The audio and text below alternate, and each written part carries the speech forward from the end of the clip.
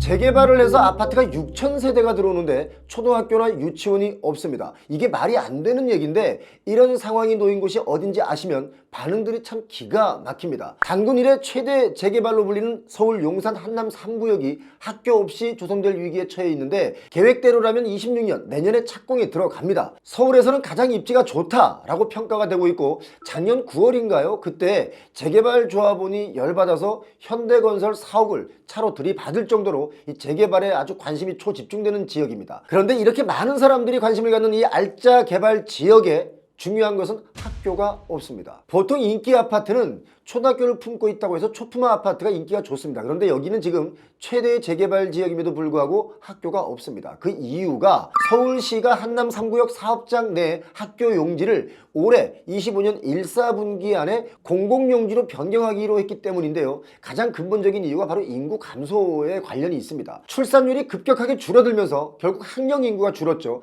이런 상황이 도시에서도 벌어지면서 결국 서울의 학교도 교실에 아이들이 없는 곳이 생겨나고 있는 겁니다. 그래서 신축 아파트 입주 후에 학교 용지가 학교로 쓰이는 것이 아닌 그냥 방치되는 사례가 나오기 때문에 여러 활용이 가능하도록 용도를 변경하겠다는 것이 학교 용지를 공공용지로 바꾸는 주된 이유입니다. 그런데 조합에서 반발이 심하니까 서울시에서는 어떤 입장이냐면 향후에 수요가 생기면 다시 학교를 설립할 수 있다, 이런 가능성을 열어뒀습니다. 서울시의 의견을 가만히 생각해 보니까 인구가 줄고 아이들이 줄어드니까 학교 용지를 일단 공공용지로 용도 변경해서 쓰다가 아이들이 늘어나면 그때 학교를 짓겠다, 뭐 이런 계획인 거죠. 그런데 조합 측은 서울시의 이런 결정에 아주 크게 반발하고 있습니다. 한남 3구역은 총 5,988가구의 대단지로 지어질 텐데 그럼에도 불구하고 어린아이들이 없으니까 초등학교와 병설 유치원 설립이 사실상 무산되어 가고 있는 겁니다. 이 정도로 인구 문제가 심각합니다. 생각해 보겠습니다. 주거 환경을 개선하고 살기 좋은 집을 짓는 거, 이거 참 좋은 일이죠. 그런데 중요한 건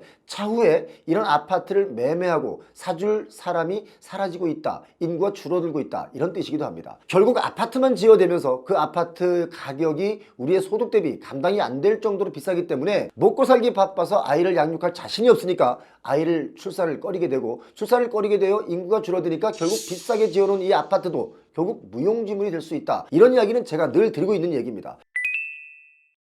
공공용지로 용도를 변경하는 것을 조합이 반대하는 이유가 있는데요. 이건 아주 중요한 부분이니까 여러분 귀 기울여서 들어주시기 바랍니다. 학교 용지가 공공용지로 바뀌면 토지 소유권이 교육청이 아닌 서울시로 넘어가게 됩니다. 이렇게 되면 또 어떤 일이 벌어질 수 있냐? 학교가 아닌 다른 시설물이 들어올 수 있겠죠. 예를 들어 체육관이나 문화예술관 같은. 그러다가 나중에 또 서울의 주택이 부족하다, 이런 얘기가 나오면 이 땅에다가 임대주택도 지을 수 있는 겁니다. 이런 저의 주장이 비약이라고 생각하는 분도 있겠지만 비약이 아니라 실제로 몇 년 전에 어떤 정신나간 국회의원 한 분이 용산 철도정비창 땅이나 뭐 이런 곳에 청년 임대주택을 짓자라고 한 적이 있었습니다. 이런 사람들이 정치를 계속하면 제가 말한 대로 임대주택을 짓지 말라는 법도 없습니다. 법을 만들어 바꾸니까요. 사실 용산 지역처럼 아주 중심부 큰 땅에 5평짜리 청년주택 짓는 것보다 국제 업무지구를 조성해서 외국 바이어들이 우리나라에 와서 무역 업무를 한다든지 하는 게 우리나라의 미래에 훨씬 더 이익이 됩니다. 그렇지 않습니까? 그저 표받으려고 청년주택을 남발해서 짓자, 이런 의견은 제가 볼 때는 아주 나쁜 근시안적 의견이라고 생각하는데, 이건 뭐 제 개인적인 생각이 그렇습니다. 물론 지금 용산 쪽 개발이 되는 것을 보니까 국제 업무 공간도 있고 아파트도 들어서는 복합 공간으로 진행되고 있죠. 아무튼 학교 용지를 공공용지로 바꾸면서 세간에선 이런 말이 나오고 있습니다.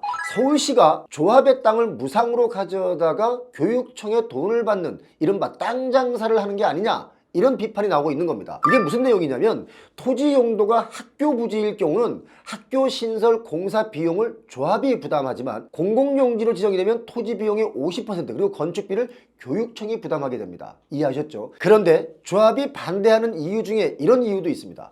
교육청이 유상으로 학교 부지를 매입하게 되면 예산 부족으로 학교 신설을 못한다, 이겁니다. 그래서 공공용지로 바꾸려면 땅을 무상으로 교육청에 준다고 명시를 하거나 아니면 원래대로 학교 부지로 그냥 써달라, 이렇게 요구하는 거죠. 학교 용지와 공공용지의 차이 설명이 됐습니까? 아시겠죠? 한남 3구역의 재개발은 인허가 과정에서 서울시의 권고에 따라 가구 수의 절반 정도인 3,000여 가구 정도를 소형 평형으로 짓습니다. 그중에 1,100가구는 공공임대주택이 들어가죠. 공공임대 아파트가 한남 3구역에 들어가는 거, 이런 거는 소셜믹스 개념으로 서울시가 참 잘한 건 맞습니다. 그런데 재개발을 할 때 소셜믹스가 안 되는 일도 많이 있습니다. 특히 대단지의 조합이 아니라 개발업체, 시행사가 강남 같은 곳에 땅을 사서 주거용 건물을 지을 때 땅의 용적률을 올려주면서 시행사의 이익이 극대화될 수 있도록, 사업이 쉽게 진행될 수 있도록 돕는 과정에서 이 진정한 소셜믹스가 돼야 되는데, 문제는 뭐냐면 돈을 기부받고 용적률을 올려주는 경우가 있습니다. 이게 뭐냐면 돈을 받으면 그 돈으로 서울 외곽 지역에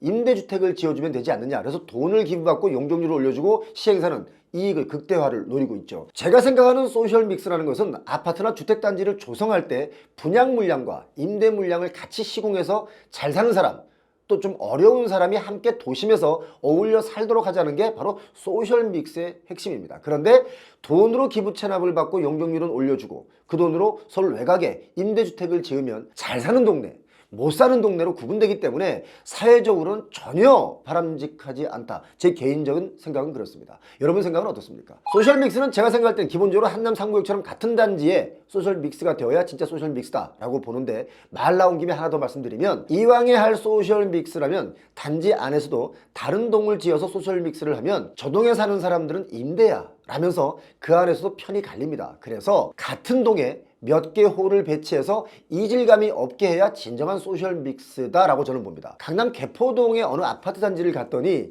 임대동을 도로 옆에 따로 지어놔서 주민들끼리 이질감이 아주 높았습니다. 자, 아무튼 한남 3구역은 임대 세대도 1,100가구이고요. 소형 평수가 많기 때문에 신혼부부 거주 확률이 매우 높습니다. 그렇기 때문에 유치원과 초등학교가 없다, 이게 말이 안 된다, 저는 그렇게 보고 있습니다. 한남 3구역에서 가장 가까운 초등학교가 한남초등학교입니다. 서울 한남초등학교인데 여기까지 걸어서 한 40분이 걸립니다. 아이들이 학교 가는 길에 잠깐 한눈 팔면 이건 뭐 1시간도 더 걸린다고 봐야 되겠죠. 그리고 또 오르막길에 10차선 정도의 육교를 건너려면 어린이들에게는 이 일이 보통 일이 아닌 겁니다. 요즘 아무리 비상식이 상식인 것처럼 인식되는 세상이라고 하더라도 재개발 지역의 학교가 이렇게 멀다면 이건 서울시에서 다시 재고해 봐야 되는 게 아닌가, 이런 생각을 갖고 있습니다. 제가 사실 표영호TV를 통해서 늘상 말씀드리는 논점의 포인트가 아파트 가격이 오르는 것 좋다. 그런데 소득 대비 올라도 너무 많이 오르면 지금처럼 인구 절벽을 더욱 가속화시키게 되고 결국 경기도 침체되면서 아파트 값은 갑자기 하락이 아니라 폭락할 수가 있고, 전 국민이 거의 다 아파트를 살 때 대출을 끼고 사기 때문에 폭락하면 빚에 쪼들려서 은행으로 다 넘어가게 되는 현상이 생길 수밖에 없다라는 논조입니다. 자, 부동산 폭등으로 얼마나 많은 것이 무너지고 있는지 우리는 반드시 이걸 인식해야 된다라고 봅니다. 부동산 가격은 경제 흐름에 맞춰서 서서히 올라야 이게 도움이 되는데, 너무 부풀어 올라서 그런 게 거품인지 아닌지 이 분간이 어려운 지경이 되면 모두가 현실 인식 장애가 옵니다. 비싼지 싼지 가늠하기 어려워지는 거죠. 요즘 서울도 여의도 빼고는 거의 다 하락하고 있습니다. 심지어 강남의 최상의 입지라고 하는 아파트들도 몇 억씩 하락 거래가 나오고 있죠. 맥주도 거품이 살짝 있을 때가 맛있는 거지, 거품이 너무 많으면 이게 맛이 없습니다.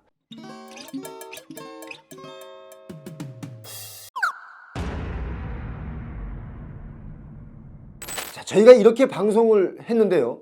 지금 서울시에서 입장을 선회했습니다. 어떻게 선회했냐면 한남 3구역의 초등학교와 병설 유치원 설립을 당초 계획대로 추진될 전망이다, 이렇게 방향을 선회했습니다. 이런 게 바로 탁상행정이라고 저는 생각하는데, 그나마 다행스러운 것은 서울시에서 빨리 방향을 선회해서 원위치로 돌려놨다는 거죠. 자, 여러분, 표영호TV에서 계속 이런 부분을 좀 주시해서 방송을 해드리도록 하겠습니다. 혹시 여러 부동산 문제로 문제가 발생한다면 표영호TV에 제보해 주시기 바랍니다. 고맙습니다.